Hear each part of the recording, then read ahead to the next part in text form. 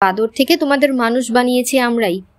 বিজ্ঞানে তালিম দিয়েছি, চাকা বানানো থেকে অ্যাটম বোমা তৈরি অবধি সব ব্যাপারেই আমাদের অদৃশ্য হাত ছিল।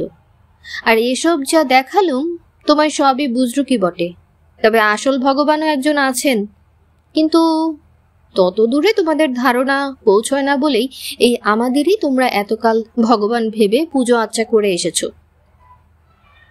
লোহিতাক্ষ লাফিয়ে উঠে বললেন, তাহলে আমার দ্বিতীয় নোবেলের কি হবে?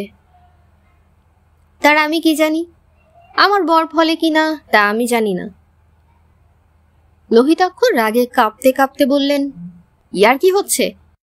ঠিক আছে, ফর্মুলা আমার মুখস্থ, আমি ক্যান্সারের ওষুধ আবার বের করে ফেলব। লোকটা মাথা নাড়ল, না, বের করবে না। বের করলে কি হবে জানো? কি হবে?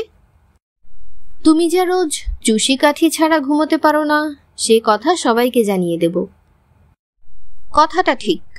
লোহিতাক্ষ এত বড় বৈজ্ঞানিক হওয়া সত্ত্বেও বাচ্চা ছেলের মতো একটা স্বভাব আছে তার।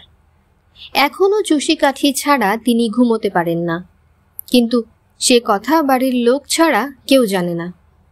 লোহিতাক্ষ স্তিমিত হয়ে গিয়ে বললেন, যে আজ্ঞে। লোক দুটো বেরিয়ে গেল। এখানেই শেষ হলো শীর্ষেন্দু মুখোপাধ্যায়ের লেখা ছোট গল্প ভগবানের আবির্ভাব। গল্প স্বল্প ভালো লাগলে সাবস্ক্রাইব করে আমাদের সাথেই থাকুন। ধন্যবাদ। আল্লাহ হাফেজ।